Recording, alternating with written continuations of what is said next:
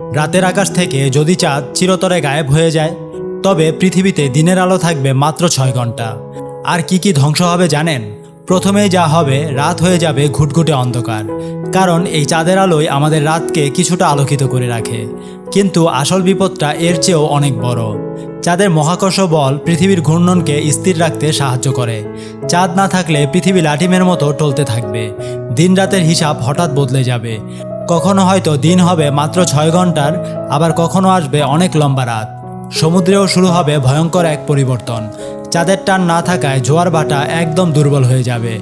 ফলে সামুদ্রিক প্রাণীদের জীবনচক্র ভেঙে পড়বে। তারা আর টিকে থাকতে পারবে না।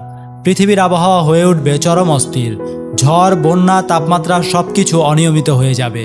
ধীরে ধীরে এই গ্রহে জীবন ধারণ করা হয়ে উঠবে অসম্ভব কঠিন। আপনার কি মনে হয়, চাঁদ না থাকলে আমাদের এই পৃথিবী কি আদৌ আগের মতো থাকতে পারত? কারণ